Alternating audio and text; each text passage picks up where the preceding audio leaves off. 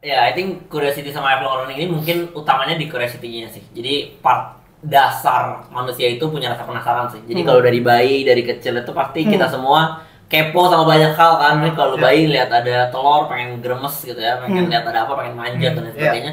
Nah, curiosity ini emang ilmu dasar, tapi semakin kita dewasa kadang kita semakin menghilangkan lah, entah sengaja ataupun tidak sengaja, entah karena pertumbuhan yang tidak didukung juga sama mungkin lingkungan sekitar, jadinya mulai menghilang. Padahal curiosity ini banyak yang bilang gitu ya, ilmuwan itu bilang kayak super power lah gitu. Lu mau ngapain, mau kemana pun harus dimulai dari curiosity. Bahkan mau nentuin dari life purpose sampai Elon Musk yang akhirnya bikin ide besar untuk punya multiplanetary sistem gitu ya, bisa tinggal di berbagai macam planet. Awalnya juga dia penasaran aja gitu. Nah, itu yang akan kita bahas, gimana caranya kita bisa jadi orang yang penasaran secara terstruktur dan terus belajar sih sampai kita merasa puas lah dengan apa yang kita miliki gitu. Kodratnya kita lahir di bumi ya, misalnya masih bayi itu emang punya rasa penasaran kan harusnya. Pasti. Masih punya rasa penasaran. Pasti. Tapi bagaimana cara kita ditekan gitu sih yang akhirnya mengelola rasa penasarannya mungkin. Betul. Shaping siapa. Tapi emang kalau ngomong-ngomong keadaan sekarang juga ya, kayak kita sekarang dikasih informasi yang sangat banyak di hidup kita kan. Buka Twitter, nge-scroll dikit dapat info, buka TikTok, scroll dikit dapat info dan sebagainya. Jadinya rasa penasaran kita kadang hilang sendiri karena udah occupied sama informasi-informasi yang banyak banget itu sih. Jadi kayak malas aja, jadi udah nge-scroll aja nyari yang ketawa TV, nyari jokes receh gitu kan. Nyari hal-hal yang ya udah mudah dicerna aja tanpa perlu effort untuk mencari. Tapi gue pernah denger tuh yang tadi soal bayi. Jadi kalau ngasih tau anak kecil itu emang nggak boleh pakai kata jangan Negatif gitu lah. Iya, kayak negatif sentence tuh nggak boleh, kata-kata negatif tuh nggak boleh. Jadi instead of lu larang dia, lu kasih tau yang benar. Jadi langsung lu kasih tau yang benar. Kayak misalkan anak kecil tuh lari-lari, jangan lu kasih tahu jangan lari, nggak boleh kayak gitu. Tapi lebih ke jalan aja ya gitu. Oke. Jadi jangan larinya itu nggak keluar, tapi lebih ke lu kasih tahu langsung solusinya, jalan aja ya gitu. Itu gue dapet dari mana ya? Kayak guru deh. Temen gue tuh guru kan. Jadi pas dia belajar tentang pendidikan, dia anak SD tuh. Dia terutama guru SD. Terus dikasih tahu kalau misalkan lu punya anak nanti kayak dia ngelakuin sesuatu yang menurut lu negatif atau salah gitu. Itu nggak boleh lu larang dengan kata negatif. Jadi harus langsung solusinya, kasih tahu solusinya. Benar. Tapi emang rasa penasaran ini berarti butuh orang yang bisa menjawab rasa penasarannya kan? Benar. Ini anak kecil ya. Iya. Anak kecil yang banyak nanya itu berarti dia butuh orang yang bisa membantu dia buat menjawab pertanyaan-pertanyaannya. Kadang kita kan jangankan orang tua lah, mungkin kita aja kalau anak kecil banyak nanya kan kayak nanya mulu gitu. Bikin buyang ya kan. Baru lagi.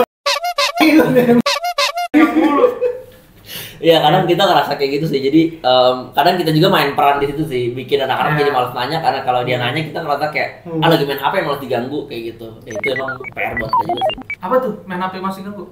Enggak, maksudnya kita lagi main HP, ada anak kecil nanya-nanya kayak udah jangan ganggu lagi main HP gitu, lagi mabar misalnya. Ya itu emang nggak boleh sih anak kecil ganggu. Lagi main. Parenting. Bayangin kita ngomongin parenting, kita belum ada yang nikah, guys. Buset dah. Ya tapi itu maksudnya kalau itu juga menunjukkan kayak mengelola rasa penasaran itu juga bisa dikelola di fase-fase tertentu. Iya, benar. Kalau lu masih kecil, kayak orang kecil tuh kan nggak tahu apa-apa kan? Ya benar. Iya kan? Dia kalau dia baru tahu roti nih. Antara roti basi sama roti yang masih seger aja, itu dia bisa jadi belum tahu gitu. Iya. Karena dia belum pernah nyobain roti basi sebelumnya. Makanya dari orang tuanya kan ngasih tahu, ini nggak boleh dimakan karena ini roti basi. Iya. Nah, si yang tadi itu yang teori di mana lu nggak boleh negative sentence, ya langsung ngasih tahu gitu. Jangan nggak usah dijelasin bahwa ini roti basi, tapi ini makan yang ini, ini roti yang masih segar gitu. Nah, mungkin setelah dia paham, oh ini yang baik, barulah dikasih tahu tuh kenapa ini yang baik, kenapa ini yang buruk gitu. Benar. Mungkin itu kayak apa ya? Kalau mendadak tuh ya secara ekspresif aja lah, dadakan gitu. Iya. Kayak orang tua kan selalu ini kan kayak takutan gitu. Kalau Betul. ini makanya dia ekspresifnya langsung jangan gitu. Nah itu harus bisa dikelola juga sama orang tuanya. Ya, tapi itu teori aja lah ya. Teori aja karena kita juga belum pernah ngalamin. Enggak, gue pernah. Oh, iya. Anak yang mana? Lu makan roti basi lu seumur hidup. Selama ini ternyata makan roti basi. Makanya jadi kayak gini. Udah, tapi kan kesimpulannya Ya tapi I think ini bahasan utamanya adalah ini cuma kita nge-look back aja sih. Nge-look back. Tapi saat ini kita harus fokus sama yang bisa kita lakukan sekarang lah. Ya, Mungkin di masa lalunya beda-beda, mungkin ada yang kita masa lalunya juga Ada yang diajar ditekan. takut, ada yang dijawab terus sama orang tuanya, ada yang nyantai. Itu tidak perlu menjadi alasan untuk kita berhenti penasaran lah. Ya, betul. Sekarang mungkin kita bisa fokus gimana sih caranya ke depan ini kita bisa lebih penasaran gitu. Kita bisa meningkatkan rasa penasaran dan menyalurkannya di tempat yang benar lah gitu. Benar. Sebenarnya perlu nggak sih penasaran gitu dulu kali ya? Nah, Kayak coba. penasarannya sendiri sebenarnya butuh Oke, atau oke, enggak sih? oke. Mungkin simple contohnya itu nggak usah kayak cari teori dan lain-lain lah. Kita bisa lihat aja orang-orang yang suka disebut sebagai outliers, orang-orang drop out yang nggak sekolah dan sebagainya bisa sukses gitu. Oke. Kita name it lah misalkan kayak Steve Jobs, Zuckerberg, Zuckerberg, Bill Gates. Elon Musk, Bill Gates segala macam. Orang yang sukses itu mereka dasarnya penasaran aja sebenarnya. Oke. Kayak Mark Zuckerberg itu dia penasaran pengen ngobrol sama orang lain, pengen berkomunikasi sama orang lain, tapi dia tidak punya kemampuan untuk menjadi seorang yang extrovert dan casual. Ya udah dia bikin cara, yang penting gue bisa komunikasi sama orang lain lewat online misalnya. Oke. Terus Elon Musk punya ide buat macam-macam lah ya dia, bikin SpaceX, bikin macam-macam. Itu semua karena penasaran. Bahkan yang lagi ngetren sekarang nih CEO-nya BYD itu saking penasarannya dia mau bikin mobil elektrik yang paling keren ngalahin Tesla. Dia sampai nge-hire 100.000 engineer buat ngebantuin dia ngeriset doang, dan dia bisa sampai bikin paten tuh 20-an per week. Bikin paten per week. Cuma gara-gara ngilangin rasa penasaran dia mau bikin suatu teknologi mobil yang bener-bener advance lah. Baterainya kuat, tahan lama, mau ditusuk kayak apapun nggak bakal meledak dan lain sebagainya. Jadi sebenarnya rasa penasaran itu bisa bawa kita ke hal-hal yang sangat jauh sih. Jadi menurut gue itu penting, dan itu juga menjadi awal yang penting juga buat lo mencapai apapun yang lo pengen sih. Tapi sebenarnya rasa penasaran ini apakah ada hubungannya dengan passion gitu ya? Kayak apakah sebenarnya kayak nih misal di line of work aku misal kayak ini aku nggak ada penasarannya sama sekali, tapi justru aku ada penasarannya itu di hal yang lain gitu. Misal kayak penasaran di hal-hal yang berbau dengan olahraga gitu.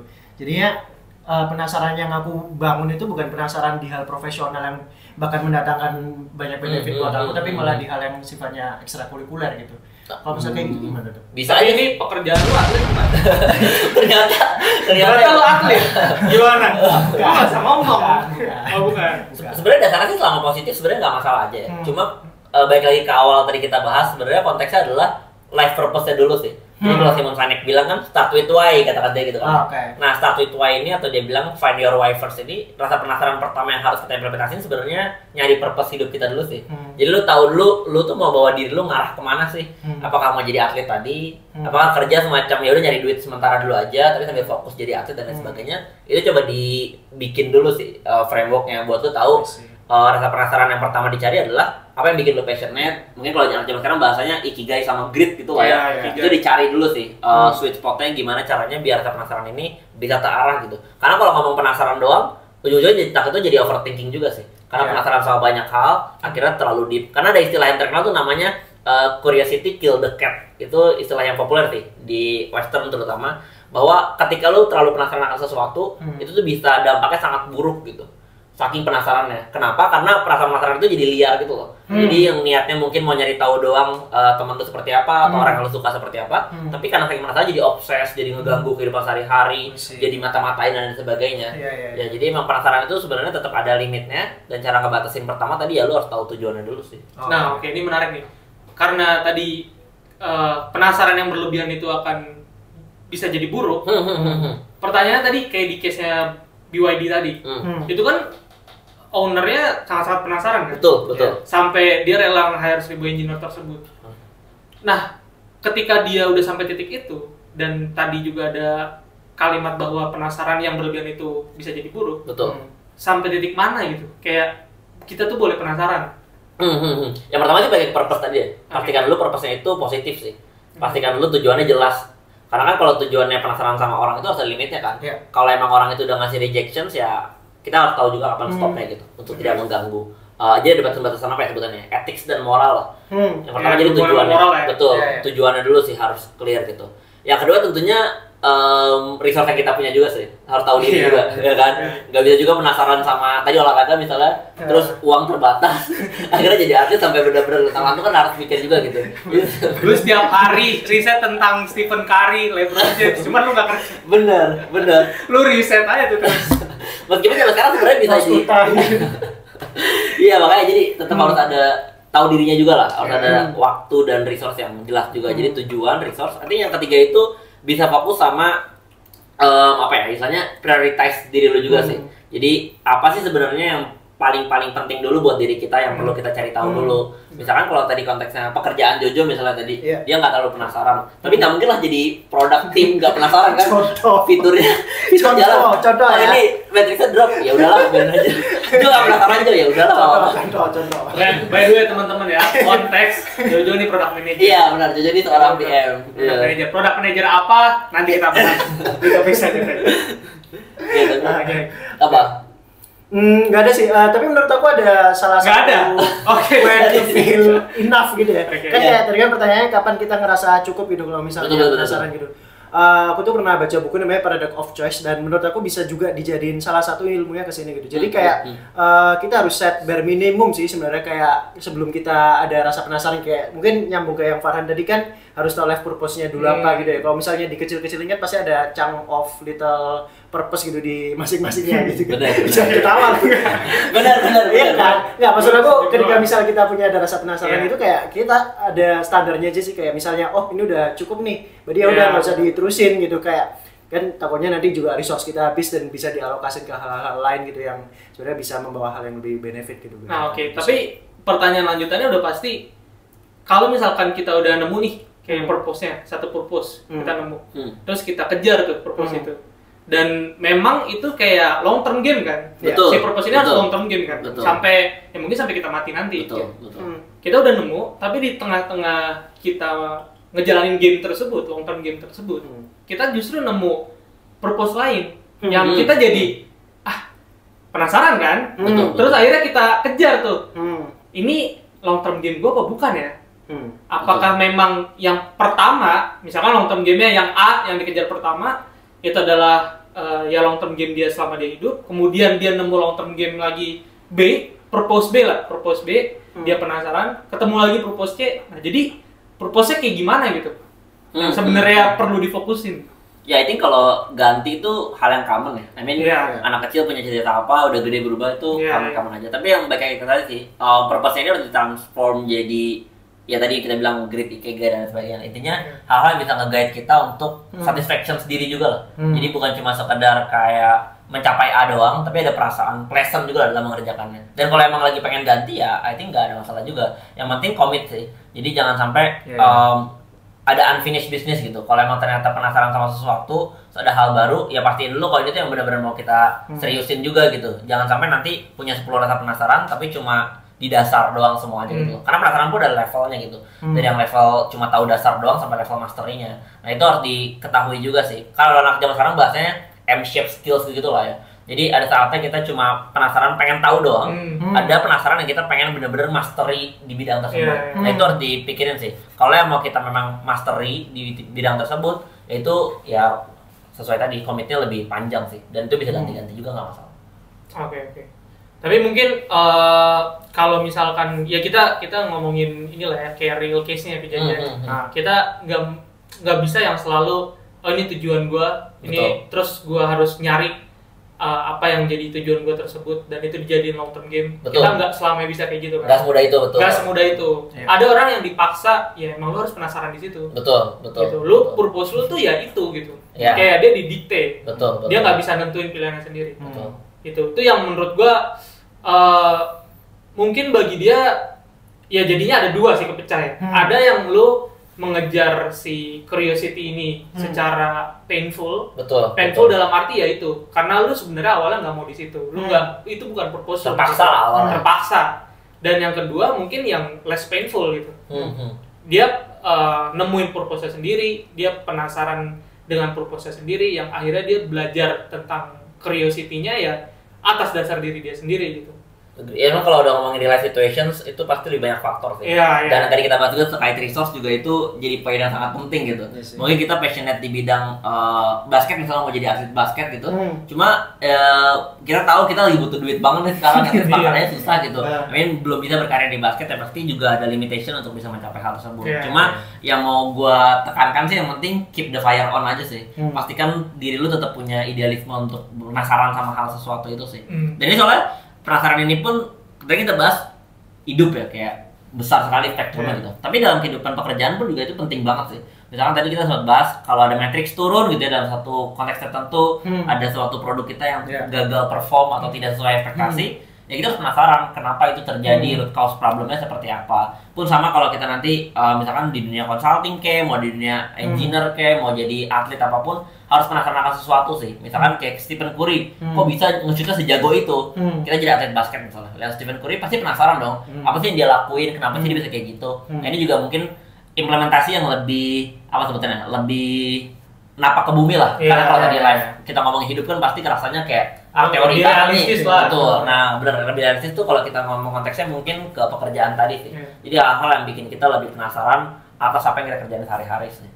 Tapi kalau gue pribadi sebenarnya ya di beberapa occasion memang harus dipaksa kan. Betul. Nggak mungkin semuanya harus sesuai kita gitu. Betul. Nah tapi ketika kita harus menjalani apa yang dipaksa tersebut, ya benar keep the fire on aja di hal-hal lain gitu, yang membuat lu penasaran. Kenapa? Karena pasti ada hal baiknya gitu. Nggak mungkin nggak ada hal yang bisa kita petik dari apa yang udah kita pelajarin, apa yang udah kita lakukan gitu.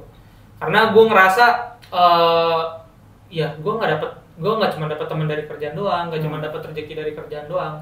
Ada hal-hal lain di luar yang ya bisa aja gue dapat rezekinya, dapat kebahagiaannya gitu. Makanya ya tetap fokus ke purpose-nya meskipun itu dipaksa atau enggak. Betul. Ya kan? Terus juga keep the fire on di hal-hal lain gitu. Kalau emang lu tertarik buat belajar tentang hal tersebut. Ya at least yang kita jalanin sekarang dicoba diadain sih. Minimal banget ya. Yang bikin kita hidup sekarang nih, yang bikin kita bertahan hidup survival mode ini. Ya itu kita tetap dilakuin lah, jangan ditinggal. Betul. Kita coba bangun rasa penasaran aja sama apa yang kita kerjain. Biar seenggaknya ada sense of ownership sama apa yang kita kerjain lah. Nah, contohnya bikin konten hari ini semua rasa penasaran kita. Betul.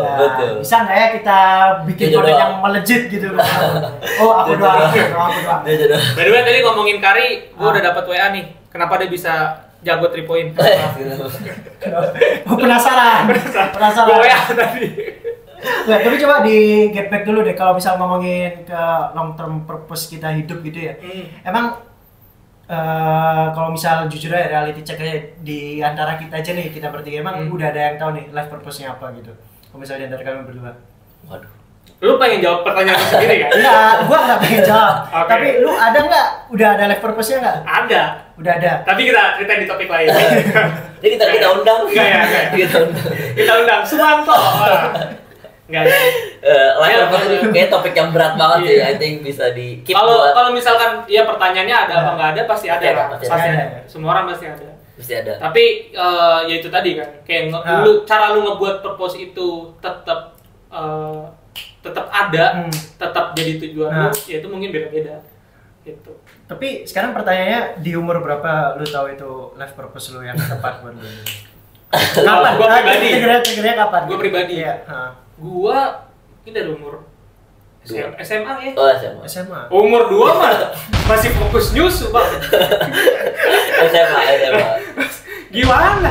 Ngapain gua mikirin nyari duit umur 2? Tiba-tiba ngomong ke nyokap lu gini. Mama, Arbi ingin berkontribusi pada masyarakat. Kayaknya umur 4 aku bikin podcast. Enakan masuk di CJ apa Iwa ya? Ada. Umur 2. Gimana? Ya itu mungkin dari SMA lah, karena kan udah menginjak remaja dan lu step up dari sekolah kan. Dan menurut gue masa transisi SMA ke kuliah tuh emang ya lu yang milih gitu. Lu ada yang mau kuliah ya kuliah, belajar lagi, ada yang mau langsung kerja ya langsung kerja.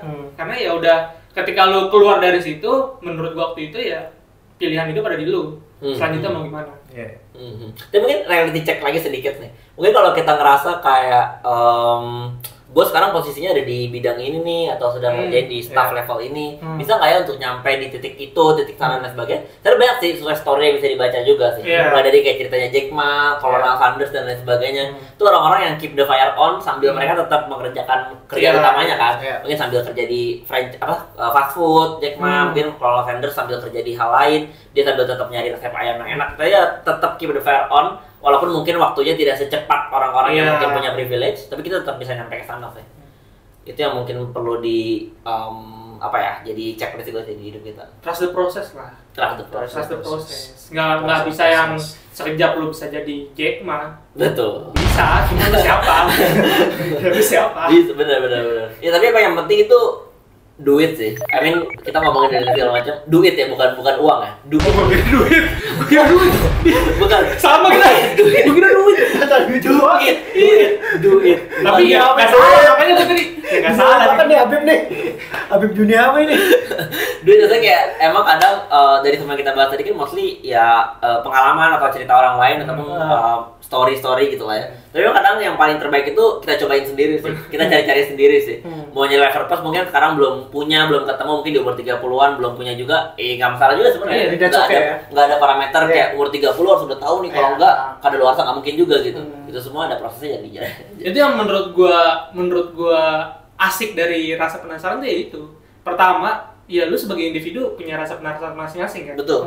Dan cara lu mencari, waktu lu untuk mencari udah pasti beda-beda lah. Betul. Ya, lu nggak bisa keep up diri lu dengan orang lain gitu. Betul. Ya lu zalim kepada diri lu. Zalim nggak boleh. Iya. Tapi emang tadi mungkin balik sedikit ke pertanyaan awal, kenapa kayak curiosity itu penting sebenarnya. Kalau ngomongin data lagi ya, facts di lapangan gitu, kayak banyak research yang bilang kalau di 2030 atau 2035 itu kita bakal nemuin 30-40% pekerjaan baru. Bayangin kalau kita nggak penasaran, kita di comfort zone sama kita sekarang jago nih jadi PM gini-gini aja. Tiba-tiba 30% lagi udah nggak ada lagi namanya PM, udah lagi kerjaan hal lain lagi. Nah itu harus banget kita maintain rasa penasaran sih, karena at least bukan cuma sekedar nyampe life purpose, survival pun kita butuh rasa penasaran. Tadi kan kayaknya 30-40% pekerjaan baru. Lu tahu nggak 60%-nya apa? Pegawai negeri. Pasti ada. Sama tentara sama polisi. Nggak mungkin. 2030. 60% PNS, 40% podcaster. Iya sih. Bener kan? Nggak mungkin hilang dong. Benar. Buat pas pegawai negerinya tadi di podcast. Masa lu ke balai kota gitu kan ada mesin ini komputer kayak di McD mesen sendiri. Nggak mungkin. Iya benar sih berarti. Itu mungkin pasti ada sih, pasti ada. Administratif pasti ada. Iya, cuma emang itu tadi sih. Jadi rasa penasaran kalau ngomongin kayak ini jauh banget life purpose dan sebagainya. Buat survive aja pun kita butuh rasa penasaran. Kalau nggak kita ya tergiling sama. Iya, levelnya mungkin ya fundamental to survive. Benar. Iya. Paling dasar itu. Lu nggak usah babi bu, penasaran ini udah survive. Tapi dulu zaman purba bro, orang buat api juga kan rasa penasaran kan. Survival bro sebenarnya kan. Bikin api, bikin dinginan gitu. Hidup berapa tahun? Astagfirullahaladzim. Nanti dikata juga. Hidup dari zaman apa lu? Enggak bro, ada lah di buku-buku orang bikin Isaac Newton. Kalau misalnya dia nggak penasaran apel jatuh, nggak tahu kita gravitasi. Lagi istirahat ada apel, harus makan aja sama cabut. Atau mungkin Alva Edison kan katanya bikin sampai 1001 lampu kan. Coba waktu 2 dia berhenti kan. Udahlah, nggak ada podcast ini. Gelap. Iya tapi ya bener sih, emang tapi ya perlu dedikasi kalau emang yang long term. Makanya yang paling basic, yang paling bisa relate, survival dulu. Komit sih tapi emang yang penting. Ya tapi emang yang ngebedain itu, ketika orang yang berani mencoba sama yang enggak, ya yang enggak itu ya udah lu stay di tempat lu aja. Ya itu 60%. Kayaknya podcastnya lebih berbahaya. Ya maksud gue itu. Jadi kalau misal gue pernah baca psikologi of money salah satunya. Jadi orang yang gagal, bukan gagal ya, maksudnya ya dia comfort zone, dia nggak ada traction hidupnya ya gitu-gitu aja gitu. Karena dia nggak berani step up gitu. Betul. Padahal nggak ada salahnya lu step up. Karena yang tadi kan, lu udah selama lu masih bisa survive, lu masih menjaga pemasukan lu, terus menjaga ya keluarga lu tetap makan, tetap ada nafkah segala macam, ya nggak apa-apa lu step up gitu. Yeah. Lu mau misalkan nyoba jadi atlet basket gitu ya, nyoba lu latihan sama klub basket mana, ya nggak apa-apa step up aja. coba aja gitu, nggak ada salahnya. Ketika lu udah nyoba, lu udah tau rasanya, tinggal lu yang milih kan, antara lu mau lanjutin apa enggak gitu. Betul. Dan ini juga sih, penasaran itu akan paling dekat dengan momentum. Jadi kayak orang bilang tuh orang kaya itu kan pasti ada faktor luck-nya lah. Orang itu ada faktor luck. Dan luck ini juga bisa dicapai dengan rasa penasaran sih. Kalau kita tidak penasaran akan sesuatu, kita nggak dedicated sama apa yang kita kerjain, bisa jadi banyak momentum yang kita lewatin gitu loh. Misalkan contohnya, kayak beberapa tahun lalu nih Bitcoin, beberapa tahun lalu YouTuber, TikToker, yang dulu suka mungkin joget-joget dan lain sebagainya, sekarang mungkin udah sangat besar gitu TikToker dan lain sebagainya. Itu karena mereka penasaran aja sama aktivitasnya dijalanin, dan ada momentum, dan langsung flying high gitu. Jadi penasaran pun selain tadi kita bahas long term value buat purpose, untuk survival, tapi juga buat jadi ningkatin nambahin peluang kita sih dalam mencapai kesuksesan. Karena dengan penasaran itu momentum akan lebih dekat lah. Nih aku ada quotation yang bagus nih, keberuntungan itu kemampuan yang bertemu dengan kesempatan. Kemampuan bisa ditingkatkan, kesempatan bisa dicari. Kata-kata hari ini adalah kata suatu orang yang terkenal di luar sana yang nggak bisa saya sebutkan namanya. Kaget. Bukan. Habis ngomong gitu Oke. Tapi basically emang ya banyak sih sebenarnya manfaatnya. Cuma mungkin yang kalau kita lanjut sedikit ya, kita tadi udah ngomongin terkait yang dasar-dasarnya lah, kenapa sih perlu penasaran dan sebagainya. Penasaran pentingnya di hidup kita. Nah, nextnya ini mungkin gimana caranya nge-package penasaran ini buat pertanyaan Arbi juga tadi yang di awal. Gimana caranya penasaran ini tuh punya framing yang tepat. Ada batasannya, terstruktur, terarah gitu. Cara ngelolanya lah. Betul, nggak cuma sekedar penasaran dicoba sekali gagal dan sebagainya. Cuma kita tahu juga kapan kita harus berdedikasi penuh, kapan kita harus menarik diri dan lain sebagainya sih. Nah ini sebenarnya nggak ada kayak formulasi terbaiknya kayak gimana. Cuma paling dasarnya itu knowing yourself dulu sih. Harus tahu diri sendiri dulu, harus paham dulu diri kita tuh sebenarnya seperti apa, kemampuannya seperti apa, dan kita tuh orangnya seperti apa. Dan yang paling penting itu punya pemikiran untuk get things done sih. Jadi apa yang kita mulai itu harus diselesaikan sih, jangan diberhentiin di tengah. Mau itu dengan cara apapun, maksudnya entah itu dalam keadaan sampai sukses atau sampai gagal, ya itu dipilih, tapi emang harus sampai selesai, jangan digantung. Nah mungkin yang ketiga, kalau kita buat ngebatasin tadi lagi adalah punya tujuan yang jelas sih. Istilahnya kalau kita ada 10 angkot itu nggak mungkin kita naikin semua cuma ter Depok doang kan. Kita butuh. Pernah penasaran, bagus. Gak ada value-nya. Tapi itu dia. Gak nyambung. Gak ada urusannya. Misalnya kita mau dari titik A ke titik B, daripada kita nyobain 10 angkot semuanya, kita bisa browsing kan. Kalau mau dari misalkan dari titik A, misalkan dari Jakarta mau ke Surabaya, paling cepat naik apa, harganya berapa, itu bisa tahu kan. Bener. Pesawat dong.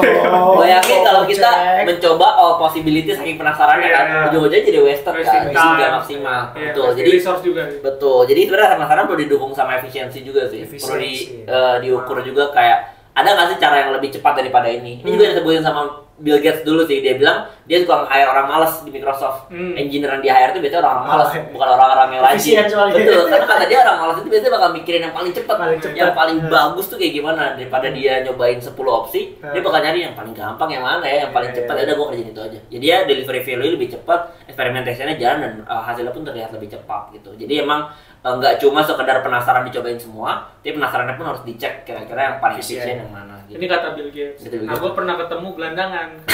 Cobain aja 10-10-nya. Iya kan? Makanya dia pakai gelandangan. Makanya keliling-keliling Depok seharian kan. Iya, emang perlu tahu sih, perlu lebih terarah lah. Jadi kalau emang mau penasaran itu ada arahnya. Jadi sebenarnya dampaknya pun akan menjadi dua hal sih. Sosial fenomena yang mungkin kita sering lihat lah terkait penasaran ini. Ada namanya Dunning-Kruger effect, ada juga namanya impostor syndrome. Ini ada dua hal sih. Yang satu ini sok tahu merasa paling pinter, satu lagi nggak tahu apa-apa merasa paling rendah.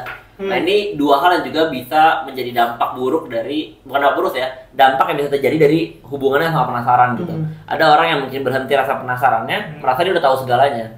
Jadi kayak, udah baru baca buku ini sekali, udahlah ini mah gampang urusan ini mah, paling jago gua gitu, nggak perlu belajar lagi. Itu dampak buruk dari penasaran. Kita jadi punya ngerasa pintar, ngerasa tahu, padahal rasa penasaran itu harus di-maintain sampai level master dah. Dan master itu nggak ada ujungnya. Buktinya profesor yang meneliti biologi molekuler sampai kapan dia bakal meneliti biologi molekuler gitu, sampai ada ujungnya. Nggak ada cerita kayak penelitian saya sudah selesai, udah beres semua, nggak ada perlu penelitian lagi. Pasti ada hal baru. Menarik tuh, master nggak ada ujungnya ya berarti nggak ada top notch-nya kita ada di mana gitu kalau misalnya mastery gitu? Enggak ada, sebenarnya kalau ilmu pengetahuan tuh ya dia tuh expanding kan. Jadi semakin kita tahu hal baru, pasti ada hal baru lagi yang akan kita ketahui lagi. Jadi istilahnya apa ya, kita buka pintu baru, pasti ada pintu lagi di depannya terus-menerus gitu. Nah, tapi again ya, untuk nerusin atau enggak, balik yang tadi, harus tahu batasan diri. Cuma sebenarnya nggak ada orang yang sangat expert sampai dia nggak perlu belajar lagi. Tetap ada rasa penasaran. Nah, di sisi lain, itu ada anak-anak yang mungkin punya rasa penasaran tapi tidak tersalurkan, jadi ngerasa dia rendah diri gitu loh. Ya, mungkin tadi kita bahas, waktu pertumbuhan, banyak ditolak, banyak nggak dijawab pertanyaan-pertanyaannya. Ya jadinya malah mikir kayak, enggak deh, aku kayaknya nggak bisa ke situ, aku nggak bisa belajar ini, aku nggak tahu ini, nggak tahu itu. Jadi merasa dirinya tuh selalu rendah, akhirnya tidak mau mengimplementasikan rasa penasarannya. Nah, ini mungkin kita perlu perhatikan juga sih, untuk memastikan bahwa kita itu tidak terjebak di kedua sisi ini. Stabil lah, balance antara rasa pengen tahu dan rasa cukup tahu, sampai ngerasa tadi tidak perlu tahu terlalu banyak gitu, karena udah ngerasa cukup, misalnya kayak gitu. Wah, jelas banget ya penjelasan dari Farhan. Aku jadi penasaran banget. Nggak, tapi kita at least dari aku sih ada cerita buat imposter syndrome tuh kayak ya adalah mungkin kayak seseorang gitu yang dia punya rasa ingin tahu gitu, tapi kayak dibatasi gitu kan. Bukan merasa dibatasi, jadi dia kayak setiap kali tanya orangnya being judgmental gitu kan, kayak Ya, lu apa sih lu nanya hal-hal remeh ditanyain gitu. Padahal juga ya menurut aku nggak ada pertanyaan yang remeh gitu kan, bisa kita aja jawab, atau ya bare minimum kita kan ngejawab gitu kan sebenarnya. Betul. Be kind lah, be kind aja sih.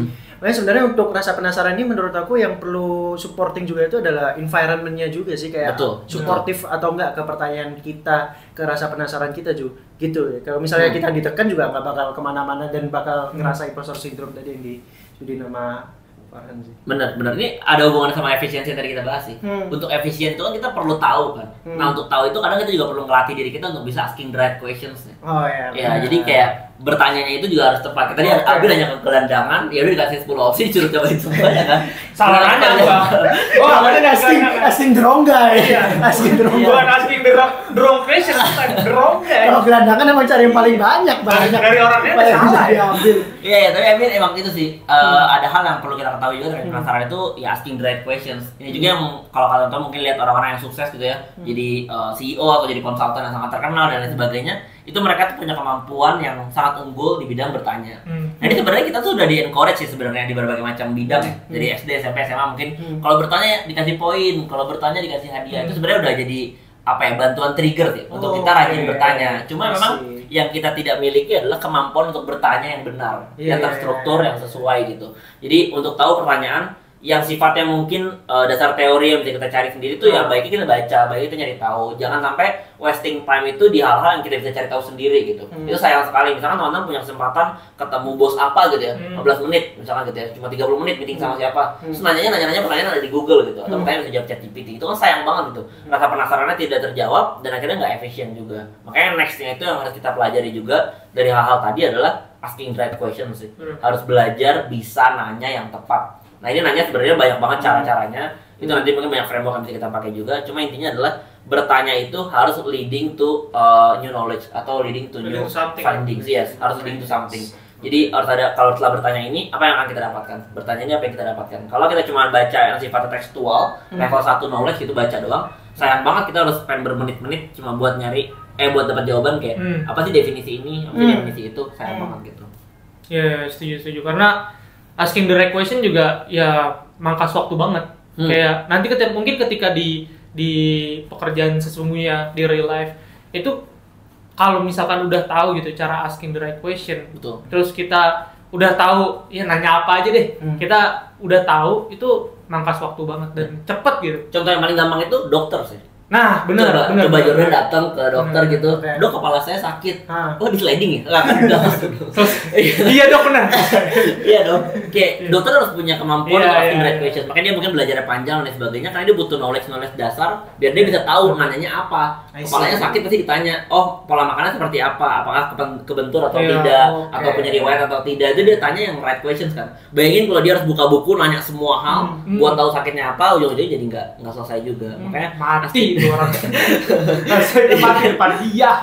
Tapi menariknya bertanya itu kayak suatu skill yang underrated ya, kayak nggak semua orang tuh bisa menghargai skill itu bro. Kayak yang justru dihargai dan dibayar mahal adalah lu bisa menjelaskan, lu bisa ngomong gamblang, normatif dan lain sebagainya gitu. Betul. Tapi bertanya itu kayak jarang gitu. Karena sebelum lu menjelaskan pasti lu bertanya. Betul. Lu nggak mungkin menjelaskan tanpa lu bertanya gitu. Kayak meskipun lu belajar mandiri, ya lu kan bertanya pada diri sendiri kan. Betul. Dan ketika lu self learning gitu, lu belajar sendiri, lu nggak tahu lu mau belajar apa, lu nggak tahu pertanyaan yang ada di otak lu nggak bisa merangkai pertanyaan yang benar, ya lu akan, ya mungkin belajar lu akan lama, belajar lu akan salah jalan.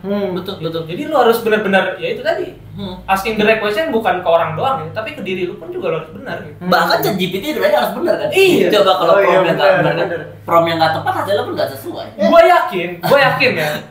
Mungkin teman-teman bisa catat nih. Dalam 5 tahun ke depan, 10 tahun ke depan, ada kompetisi nanya ChatGPT.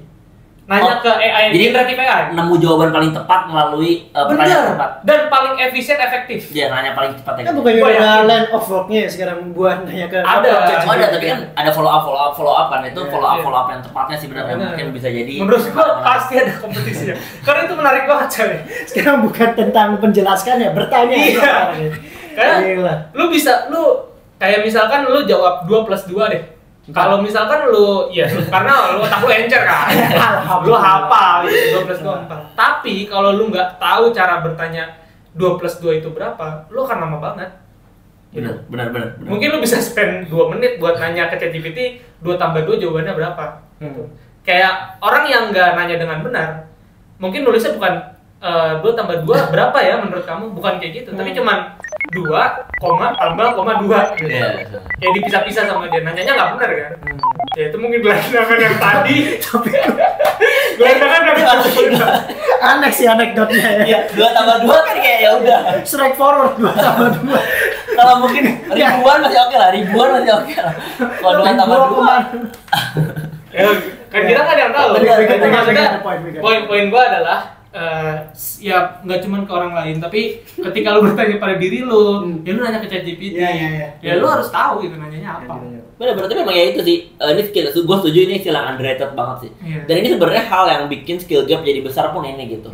Seringkali anak-anak itu ketika mungkin ketemu mentor ya, ketemu dosennya itu bertanya itu hal-hal yang sifatnya benar-benar kurang maksimal gitu. Jadi cuma sekedar dasarnya aja atau topik-topik umumnya aja. Dia tidak mengidentifikasi lebih lanjut apa yang sebenarnya perlu dia ketahui gitu. Misalkan kalau kita gampang misalnya lagi hiring orang gitu ya, wawancara gitu. Bayangin kalau pertanyaannya juga nggak tepat ke orang tersebut, pasti juga kita nggak dapat benefit dari interview tersebut kan. Betul. Dan juga sebenarnya kan sering kali nih kalau kita interview ada tips kayak nanti tanya ya jangan lupa tanya di akhir. Ujungnya cuma nanya kayak ya udah yang template aja. Akhirnya juga terserah kultur di perusahaan ini apa? Bullshit. Kita kulturnya pop ya. Culture kita. Perusahaannya pop culture. Naga suara itu. Besok bayar ya naga suara. Besok bayar ya. Hari ini sebut ya. Iya. Perusahaannya pop culture kan. Iya tapi emang bener sih. Jadi emang harus punya skill bertanya sih. Dan ini menurut gue juga hal yang paling penting juga gitu.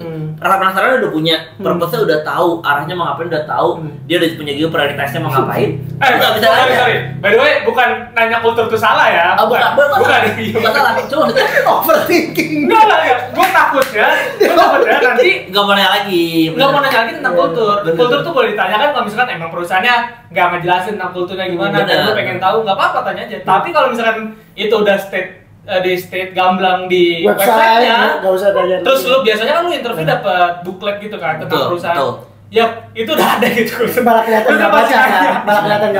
Nanti jangan ditanya lagi, maksudnya kayak gitu. Benar. Iya, intinya sih gini, leading to new. Iya, leading to something lah. Oh iya benar. Jadi harus dan be genuine aja sih. Kalau emang mau tanya ya tanya, tapi benar-benar again di package dengan yang profesional yang rapi gitu. Karena emang kalau bertanya tadi ya misalnya kita banyak bahasa lah. Zaman sekarang mungkin kita juga again terlalu banyak informasi, terlalu banyak kemudahan justru yang ngurangin kemampuan kita bertanya sih. Contohnya Google Maps, tinggal nge-search doang udah tahu mau kemana. Iya kan? Terus sekarang misalkan kita mau nyari informasi, buka Twitter, buka TikTok, selesai semuanya muncul. Apalagi dia dimanjakan juga dengan kualitas search yang benar-benar gila sekarang kan.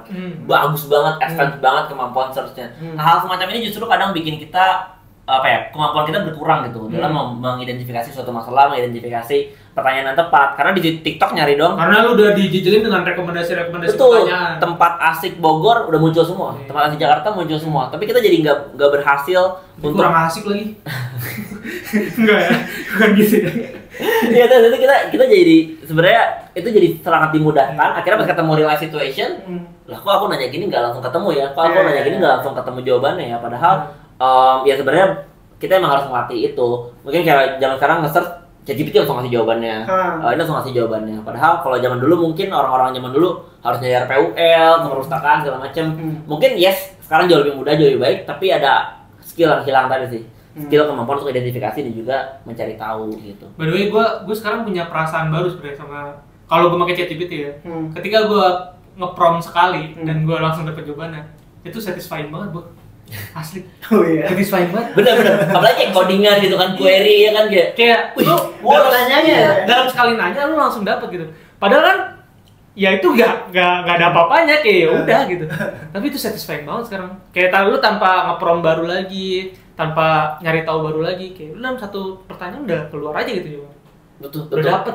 Tapi ya gini, emang nggak bisa kita deny juga kayak dampak COVID ini memang lumayan besar sih. Dampak pandemi ini lumayan besar juga ke behavior kita dalam bertanya dan lain sebagainya. Karena mungkin zaman dulu kalau mau tanya tinggal colek doang, mau tanya tinggal nanya doang. Sekarang mungkin harus chat, nunggu dibales, harus ini nunggu dibales dan sebagainya. Tapi emang itu yang jadi challenge buat kita juga sih, untuk jadi lebih kreatif dan lebih apa ya, lebih berani sih untuk bertanya gitu. Meskipun teman-teman mungkin dalam keadaan remote working, remote study gitu ya, harus mencari cara sih, harus lebih kreatif untuk tetap bisa nanya yang tepat gitu. Dan again, bertanya itu jangan cuma sekedar quote on quote nyari muka doang gitu, karena bisa jadi backfire gitu. Niatnya mau nanya nyari muka, tapi pertanyaannya malah jelek. Akhirnya malah kayak lah, ini anak pasti nyari muka, ini anak pasti jelek gitu kan. Jadi malah dapat impresi yang buruk. Jadi pastikan pertanyaannya pun harus nggak harus, tapi intinya matang lah untuk kita sebelum tanyakan.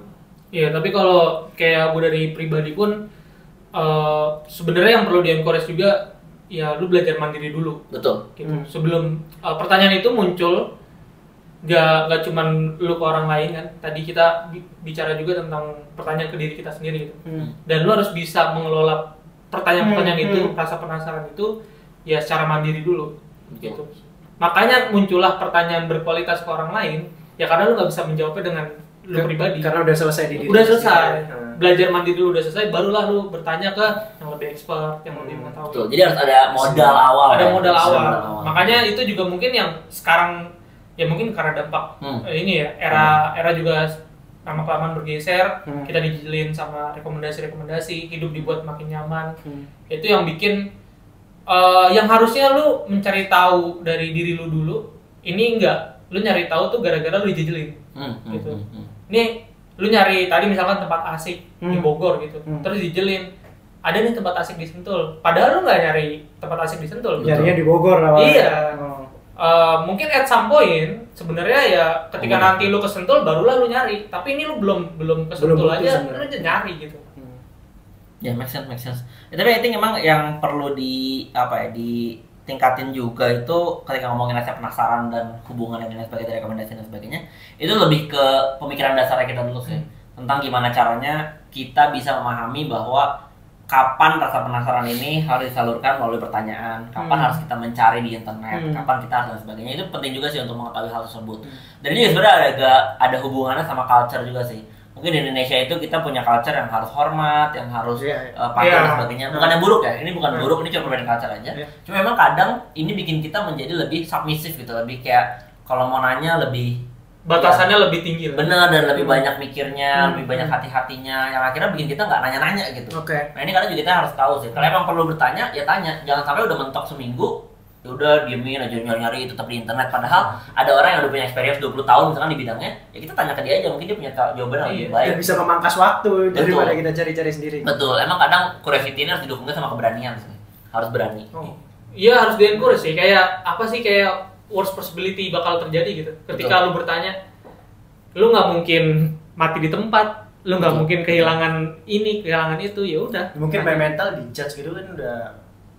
So what gitu. Apa? Setelah dijudge siapa? Ya fokus aja, yang penting ya itu kan, ya lu butuh karena lu butuh leads to something gitu. Betul. Tapi butuh bener hal sih, itu. kesimpulannya kan bertanya dengan kualitas yang udah mateng kan sebenarnya. Iya. Caranya kalau misal tadi kan udah selesai dengan dirinya sendiri, supaya bisa menanyakan dengan hal yang penuh kualitas gitu baru ditanyakan gitu. Jadi nggak ada yang harusnya pertanyaan yang remeh-remeh itu harusnya. Iya, sensitif. karena ya Potong. menurut gua ada sisi subjektifnya lah. Betul, Mungkin betul. menurut lu pertanyaannya tadi masalah kultur. Menurut lu dengan udah dikasih buklet ada kultur di sana, kultur perusahaan, terus ada di website juga, lu udah baca juga. Tapi ketika diri lu masih penasaran gitu dan ingin bertanya tentang kultur tersebut ya nggak masalah. Iya. Bener, nggak masalah, tapi jangan sampai nanya cuma sebatas dasar dari Iya, dari jangan website. jangan ya. jangan cuma nanya Ya, kultur ya. perusahaan ini apa ya, Betul, jangan gitu. Tapi betul. lebih ke oke, apa yang lu penasaranin dari kultur perusahaan ini? Apa yang Betul. pengen lu gali lebih dalam? Oke. Betul. Lebih bagus lagi kalau kita bisa nambahin apa ya, sense of kita udah pernah baca nih di website Iya. lu. Bisa nggak sih tambahin ya, misalkan gue mau tahu nih kalau di sini implementasinya misalkan antara remote workers, Bener. kalian punya misalkan punya culture yang mungkin sering bertemu, casual dan lain sebagainya. Ini kan remote working nih, gimana cara kalian integrasiin, gimana caranya nge-integrate antara culture yang berbeda, antar negara dan sebagainya. Itu nggak masalah banget gitu. Tapi yang pasti jangan sampai nanya kayak di sini culture-nya apa ya? Oh, Di sini baru baca kan. bener, 5 tenets-nya apa ya? Kayak itu jangan sampai kayak gitu. Tanyakan tapi dalam bentuk package yang benar-benar lead to something gitu. Ya itu kan dari tadi curiosity juga tentang bikin pertanyaan yang bagus untuk menjawab rasa penasaran. Yaitu akhirnya sebenarnya ya si lifelong learning itu, ya kan. Kita penasaran itu datang karena kita punya purpose, ya kan. Akhirnya kita nyari tahu purpose kita belajar, kita terapin di hidup kita sampai akhirnya itu ya sepanjang hidup gitu. Betul. Dan sepanjang hidup itu ya kita belajar. Lifelong learning ini sebenarnya sebutannya kayak apa ya? Iterasinya penasaran. Benar. Penasaran terus Karena kita iterasi. belajar Karena terus. penasarannya diiterasi terus kan. Iya. Iya, misalkan kayak sebenarnya ini contoh real case sederhana gitu ya. Misalkan ada satu banjir gitu di suatu daerah karena air bah gitu ya, air sungai yang meluap. Air bah. Nggak pakai caps lock, BA-nya kecil. Air bah gitu ya, terus ternyata dicek sebabnya itu karena pintu air tertutup sampah. Oke. Sampah numpuk banget di pintu air nih, akhirnya air bah gitu ya. Terus misalkan bayangin kalau kita nggak punya rasa penasaran untuk mencari inti dari masalahnya. Kenapa nih air bisa numpuk tiba-tiba? Misalkan selama 5 tahun terakhir nggak pernah numpuk, terus satu kali ini numpuk gitu. Bayangin kalau kita nggak punya rasa penasaran untuk nyari tahu, mungkin kita angkatin aja tuh sampah gitu. Nah, kalau bisa langsung jumping ke solusi, panggil Pandawara bisa jadi ya. Malah lebih kacau lagi gitu. Bisa sih tapi Bisa, kan? kan jadi konten juga. Iya, jadi konten. Lumayan. Tapi juga Habis dibersihin langsung dimaki-maki. Itu pas apa nggak diakutin lagi? kurang bersih. Iya tapi I mean, itu penting banget sih. Jadi kayak iterasi dan lain sebagainya itu adalah bentuk implementasi juga. Jadi misalkan tadi dicari tahu kenapa ternyata ada situasi baru, ada pabrik baru yang ternyata buang sampah sembarangan di sungai, ada lingkungan baru, perumahan baru yang buang sampahnya langsung dilempar ke sungai dan sebagainya. Itu menjadi root cause kan. Itu yang akan kita cari tahu lebih lanjut. Dan itu pun nggak berarti satu solusi langsung menyelesaikan masalahnya. Dan saya ada namanya tadi iterasi kan. Coba dulu satu solusi ini mungkin menyelesaikan 80%, 20% lagi mungkin di next iteration baru kita selesaiin lagi. Kayak gitu sih. Jadi emang bukan berarti rasa penasaran itu kejawab sekali juga, tapi ada proses juga implementasi solusinya dari rasa penasaran tersebut. Ini yang menarik sih sebenarnya. Mungkin teman-teman di sini jarang yang dengar tentang kata-kata iterasi, iteration ya. Jadi kalau misalkan ya kita bertiga dari produk, Betul. sering melakukan iterasi. Nah makanya kenapa kita yang selalu nge-encourage untuk step up, nggak apa-apa ngelakuin kesalahan, ya karena ada iterasi tersebut gitu. Betul. Selama hidup, selama kita masih bernafas bisa belajar, ya udah belajar aja gitu. Kan kalau kata PT Best Solution, gagal, coba lagi. Belajar, kan? Bener Dinte, Bener, iya nggak salah. Gak salah. Dia nggak salah. Jangan lihat siapa yang bicara Jo. Jangan lihat sampai Iya, lihat iya, materinya. Lihat materinya. Gitu. Tapi itu iterasi itu menurut gua kata yang powerful karena mungkin lu udah pernah nemuin jawaban benar atas pertanyaan-pertanyaan lu gitu. Tapi belum tentu itu jawaban mutlaknya. Betul. Gitu. Betul. Karena selama hidup pasti ya itu tadi hal tuh berubah-berubah. Iya. Dan pengetahuan tuh expanding kan, knowledge tuh expanding. Betul. Itu yang menurut gua harus ditanamkan sih. Ketika orang tuh mau belajar, ya mungkin defaultnya ya emang salah lah. Nggak ada kita belajar itu defaultnya mendapatkan kebenaran gitu. Ya udah lu salah aja defaultnya. Betul. Ketika lu dapat salah ya lu nggak akan kecewa gitu. Tapi mungkin kalau bahas iterasi, contoh gampangnya mungkin biar teman-teman relate gitu ya. Kita bisa ngomongin misalkan penciptaan lampu lah ya. Kayak gitu, itu bikin lampu gitu ya. Sekarang kita udah bisa lihat berbagai macam jenis lampu gitu. Ada yang bikin LED, ada yang bikin neon, ada yang bikin segala macam. Itu kan bentuk iterasi kan. Dan iterasinya pun jadi bisa bercabang gitu. Di zaman itu mungkin tujuannya cuma biar nggak pakai matahari nih, biar malam bisa tetap nyala gitu. Dan nyalanya nggak pakai api gitu. Sesederhana itu yang dicari.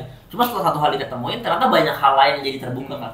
Nah itulah powerfulnya pertanyaan dan rasa penasaran sih. Karena bayangin kalau dulu lampunya nggak pernah ketemu ya nggak bakal ada semua laptop dan lain sebagainya hari ini karena cahayanya semua bisa daripada itu. Cuma ada satu lagi nih, jangan terjebak sama iterasi yang itu aja juga. Bayangin dulu kalau penemu mobil masih hanya fokus sama iterasi kuda, Tom Ford pada saat itu fokus sama iterasi kuda, mungkin dia bakal nambahin kuda terus aja atau dilatih terus kudanya jadi semakin lebih cepat kan? Betul, ditambahin lagi. Cerita template product manager. Banyak di Medium udah di-post dari 2016. Lu mau tau gak fun fact ya? Itu cerita mitos aja. Gak apa-apa, kan contoh aja. Contoh. Itu fun fact-nya. Emang mitos. Bukan mitos, lebih ke di package-nya seolah-olah sesimpel itu. Ford itu kayak gitu. Sesimpel itu, padahal Ford itu sales. Henry Ford itu sales. Gak sesimpel itu. Bukan inventor. Wah, so sales. Lu ada inventor mobilnya apa? Mercedes Benz, bukan Henry Ford. Sesimpel, tapi kayak istilahnya simplify buat yang relate aja sih sebenarnya. Jadi dia kalau dulu fokus sama kereta kuda dan lain sebagainya, mungkin nggak pernah ada mobil saat ini karena powernya tidak di shift juga. Soalnya rasa penasaran itu pun harus tahu kapan kita mau shift ke hal yang baru dari Ardi sepakatnya juga. Tapi ini buat emphasize juga ya, buat penekanan juga bahwa riset yang tadi itu bukan berarti risetnya gagal atau salah. Benar. Karena kalau riset itu nggak ada pengetahuan baru yang tadi juga. Dan soalnya jadi bukan berarti ketika teori dibatahkan atau teorinya dipatahin itu ya dia gagal. Itu justru menjadi pintu awal buat buka pengetahuan baru lagi. Karena ya setiap belajar itu ya bukan nyari yang paling benar, tapi kita mengeliminasi kesalahan-kesalahan yang mungkin terjadi. Betul. Itu sih emang ya penting lah kayak gitu. Tapi yang seru nih dari hidup kan kita belajar gitu ya, kayak dari ya misal kita product manager gitu kan, kita belajar soal iterasi gitu dan bisa diimplementasi gitu kan kayak hidup kita gitu. Kita hidup full iterasi gitu, kayak misal tadi aku kesini lewat Lenteng Agung ternyata lama gitu, harusnya bisa lewat jalan yang tikus gitu. Jangan nanti ketahuan. nanti ketahuan ada yang nonton ke Barbie. Tapi poinnya bilang kayak tadi lewat pancoran. pancoran. Tapi mungkin kalau bahas literasi yang paling gampang itu dari bayi lah. Belajar jalan, jatuh, belajar merangkak, belajar jalan, bisa lari, bisa berenang dan sebagainya, itu kan proses literasi kan. Gue punya insight menarik bahwa dalam belajar itu sebenarnya cuma ada dua. Antara kayak tadi kita ngambil dari belajar jalan, belajar lari. Antara lu belajar jalan terus lari atau lu lari duluan sambil lu belajar jalannya. Jadi tinggal pilih itu. Misalnya Misalnya ini real case yang lebih kan lari jalan itu dia. Betul kan kalau itu kan bentar. Lari dan jalan itu kan bukan mimpi. Ngerti. Itu sangat fundamental gitu, gampang banget dipahami. Oh ya lari sambil belajar jalan. Ya maksud gua adalah ketika lu mengerjakan sesuatu, real case-nya apa ya? Mungkin lu di bisnis F&B lu masak deh. Ada orang yang dia tuh nge-planning resepnya dulu sampai dia dapat resep pastinya pakem ya, baru dia jualan F&B. Ada orang F&B sambil jalan, yang penting dia udah bisa buat aja gitu. Ayam goreng, ya udah dia udah jadi ayam gorengnya dia jual gitu. Tapi ada orang yang ayam goreng itu harus perfect, gitu. Harus lebih enak dari yang lain, harus ada rasa ini, rasa itu. Nah, tinggal ada dua itu aja. Lu mau pilih yang mana gitu. Disesuaikan sama kondisi lu. Betul. Iya emang nggak ada salahnya sih, dan sebenarnya ada dua hal juga lagi seru nih perdebatan sekarang itu antara fail fast sama fail slow. Gua kira 0102. Enggak. Udah. Itu jadi lagi seru banget karena ada sebagian besar orang yang berpendapat bahwa kita tuh harus gagal secepat mungkin supaya recover secepat mungkin. Tapi ada juga orang-orang yang sekarang lagi banyak berpendapat kita tuh harus fail slow. Jadi lebih terukur, gagal itu jangan sampai terlalu cepat juga. Karena takutnya ada opportunity yang kita miss juga. Misalkan belum nyampe ke sana udah gagal duluan, padahal bisa jadi ada opportunity lain tuh kalau kita nyampe ke sana dulu. Ini lagi seru juga sih, sebenarnya lagi banyak juga diskusi kayak gini. Nah, mungkin satu hal yang perlu gua sampaikan ke teman-teman ini yang lebih penting bukan tentang milih antara fail fast sama fail slow, tapi harus tahu juga bahwa orang yang making decision benar atau orang yang membuat pertanyaan benar itu bukan orang yang paling cepat juga. Kita itu harus mulai terbiasa appreciate dengan slow thinking gitu. Jadi orang itu berpikir cepat itu bukan berarti yang terbaik. Bisa jadi orang yang berpikir lebih lama itu lebih matang juga dalam mengolah datanya, mengolah informasinya. Yang paling penting adalah pastikan kita itu udah merasa cukup matang tadi sih. Itu sih yang menurut gua penting banget untuk di-highlight rasa penasaran ini. Bukan siapa yang paling cepat sih, tapi siapa yang paling tepat. Ini dari buku Thinking Fast and Slow. Thinking Fast and Slow. Tapi ya itu di bukunya kan juga di-state kan kayak lo perlu berpikir cepat di beberapa occasion. Betul. Gitu. Di occasion tertentu ya memang lo harus berpikir cepat. Jangan sampai lo berpikir lambat. Betul. Tapi di occasion lain ya lo justru harus berpikir lambat. Betul. Tapi kan memang ada juga buku yang bilang things that you can only see when you slow down kan. Memang ada beberapa hal juga yang kita bisa baru lihat ketika kita lebih tenang, lebih santai. Jadi emang curiosity ini bukan tentang balapan siapa yang tahu lebih cepat atau siapa yang tahu lebih kenceng juga. Cuma memang yang paling tepat lah. Bayangin dulu misalkan Al-Khwarizmi itu buru-buru bikin kesimpulan bahwa angka 0 itu nggak ada misalnya. Karena dia awalnya gagal gitu. Angka 0 itu nggak ada gitu. Bayangin coba angka 0 nggak ada hari ini. Kita mau ngapain udah pusing banget sih. Nggak bakal ada laptop, nggak bakal ada komputer. Ada 1 juta ya. Lu Iya, satu. Udah emang nggak ada nih 0 gitu. Iya. Udah mungkin udah berantakan sih, kita nggak bakal ada di hari ini. cukup. Kiamat kah? Ya itu kayak gitu sih. Dia banyak yang kita bahas dari tadi. Oke. Pada dasarnya apa yang mau kita encourage di sini adalah punya rasa penasaran pasti. Kita harus keep the fire on untuk hal apa yang mau kita jalani. Yang kedua itu pastikan be efficient ketika punya rasa penasaran dengan cara asking the right questions. Jadi kalau kita belum bisa bertanya dengan benar, coba dilatih sih supaya bertanya dengan benar. Karena bukan berarti rasa penasaran itu semuanya dijalanin bareng-bareng, tapi ada cara-cara untuk kita menemukan mana yang paling cepat untuk bantu kita nyampe tujuan kayak gitu. Contohnya mungkin satu hal simpel aja, gampang itu punya mentor sih. Misalkan contoh mau ngerjain skripsi nih, mau ngerjain skripsi. Bayangin sama temen yang punya pembimbing yang benar-benar ngebantuin dia, punya cutting yang ngebantu dia menjawab pertanyaan-pertanyaan, pasti lebih cepat ngerjainnya dibanding sama orang yang coba figure out everything alone gitu. That's why emang kalau orang bilang experience is the best teacher itu benar banget. Coba cari belajar dari orang yang punya experience. Itu ngebantu juga ningkatin efisiensi jawab rasa penasaran kita. Dan mungkin yang terakhir dari gua tadi itu sih, bukan berarti harus paling cepat sih. Yang penting lu matangin dulu jadi yang paling cepat. Itu the best. Ya, dan anyway, kenapa sebenarnya ini jadi pembahasan pertama kan? Karena ini fundamental ya gitu. Ya. Sebelum mungkin kalian terpikir buat belajar banyak hal kan, ada di industri sekarang mau jadi finance, accountant, terus mau jadi programmer, kayak banyak lah semuanya. Tapi kalau misalkan nggak didasari pada rasa ingin belajar yang berkelanjutan, itu nggak ada artinya sih. Kayak ketika ini nggak ditanamin dalam diri, terus kalian belajar sesuatu yang ya buat menerobos industri aja, intinya masuk ke dalam industri, kalian udah di dalam, kalian udah berhenti gitu.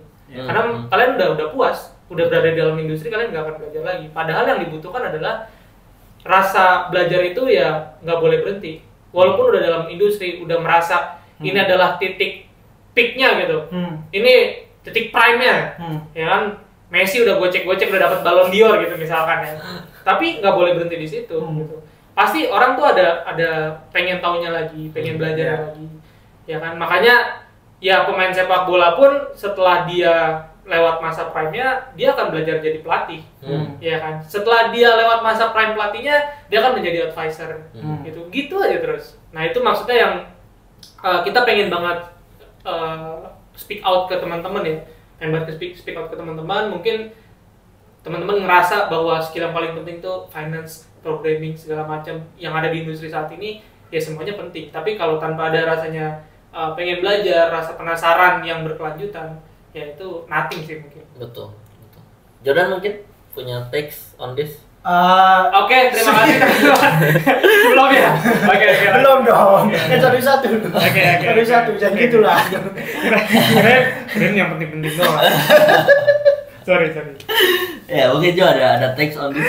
Enggak, tapi emang lifelong learning emang salah satu kayak ya emang kita harus live on with the spirit sih, kayak kita harus belajar dan keep the fire on mungkin ya kalau misalnya dikata Farhan ya. Tapi salah satu teks yang bisa aku ambil di hari ini sih life is full of iteration sih. Jadi gimana cara kita tahu kalau misalnya apa yang kita tahu apa yang mau kita lakuin dan tahu kapan kita gagal dan bagaimana cara kita bisa mengulangin terus sampai akhirnya kita ya gitu terus seumur hidup gitu, nggak ada berhentinya gitu, kayak nggak pernah merasa puas sama diri sendiri. Dan kayak kita juga tadi udah banyak ngasih cerita ya, kayak mulai dari Ford, terus juga mungkin dari Al-Khawarizmi, terus juga dari Jack Ma. Kayaknya pun dari semua yang mereka lakuin dan di kodrat dari kita sendiri sebagai manusia emang full of iteration aja sih hidup ini. Dan bagaimana rasa penasaran itu adalah salah satu penopangnya kan ya, kayak penopang untuk kita bisa hidup full of iteration itu dari. Mungkin itu sih. Jangan lupa gelandangan Depok juga. Itu tadi perlu diambil pelajaran ya. Coba kita mungkin dia salah. Justru karena dia salah itu lu jadi belajar. Kita ini cari, kita coba ngomong ini deh. Kita kasih video. Gua udah WA-an, katanya dia mau kesini. Ya ini dia kita manggil. Sudah kita panggil. Oke, thank you teman-teman yang udah join. Thank you.